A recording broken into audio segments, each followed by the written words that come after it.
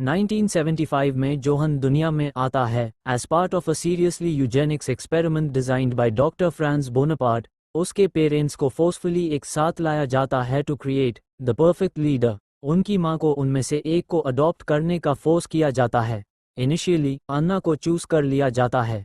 यह traumatic experience उसकी personality को शेप करता है और ये शुरू हो जाती है उसकी डार्क ट्रांसफॉर्मेशन।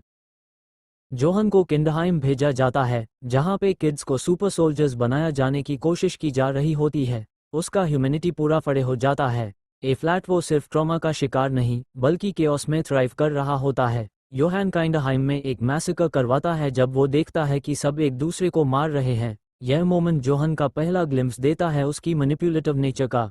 ए फ्लैट वो विक्टिम नहीं बल्कि पूरी सिचुएशन का पपट मास्टर बन चुका होता है। जोहन को लेबिट्स ने अडॉप्ट कर लिया। छोटे एज में भी जोहन क्राइम वर्ल्ड में अपने कदम रखने लगता है, मनी लॉन्ड्रिंग जैसी इलीगल एक्टिविटीज में, और सब कुछ इनोसेंट किड के मस्क के नीचे चल रहा होता है। लेकिन वो सबको अपने रास्ते पे चलने के लिए उन्हें उस कर रहा होता है। बिल्कुल क्लियर है कि वो कोई नॉर्मल लड़का नहीं है, वो एक लीडर बन रहा होता है। 15 साल की एज में वो एडल्ट्स को भी इजीली मैनिपुलेट करके अंडरवर्ल्ड में अपना एम्पायर एस्टैब्लिश कर लेता है।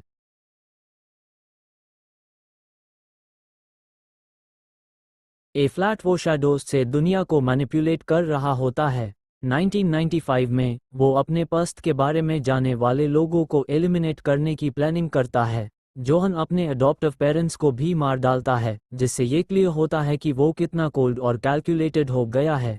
योहान यूनिवर्सिटी में होता है जहां वो लोकल किड्स को अपनी चर्म से जीत रहा होता है और अपने साइकोलॉजिस्ट रिचर्ड ब्राउन के साथ माइंड गेम्स खेल रहा होता है। यहाँ पे जोहन अपने पीक पे होता है, intelligent, charming and completely devoid of empathy.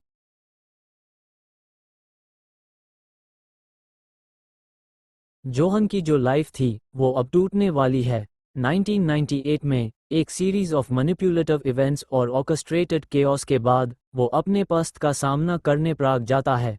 फिर से वो केओस को ही अपना कंट्रोल पाने का तरीका बना लेता है और फिर एकदम बूम, एक ट्विस्ट ऑफ फेट में अपने जो परफेक्ट सुसाइड होने का सोचा था उसमें वो अपने सर पर गोली खाने के बाद भी जिंदा रह जाता है। जहां वो पहली बार इतने वल्नरेबल होता है सालों बाद। क्या ये जोहन के लिए एक रिसेट है, या फिर क्या हम देख रहे हैं एक और मैनिपुलेशन, इस बार अपनी अपनी जिंदगी की? तो इस सब के बाद जोहन का क्या होता है? वो एक ऐसा कैरेक्टर है जो साइकोलॉजिकल कॉम्प्लेक्सिटी और मोरल एम्बिग्युइटी से भरा हुआ है। वो सिर्फ एक विलन नहीं है, वो ह्यूमन नेचर के सबसे डार्क पार्ट्स का रिफ्लेक्शन है, जो अपने सर्कमस्टांसेस के वजह से एक टेरिफाइंगली ब्रिलियंट एंटिटी बन गया। एंड में योहान लीबर्ट हमेशा हमारे दिमाग में कई क्वेश्चंस छोड़े जाता है। अ ब्रिलियंट सोशियोपैथ जो हमें ये सोचने पर मजबूर करता है कि इंसानियत का मतलब क्या है। कितनी इंटेंस और कॉम्प्लेक्स जर्नी थी, राइट?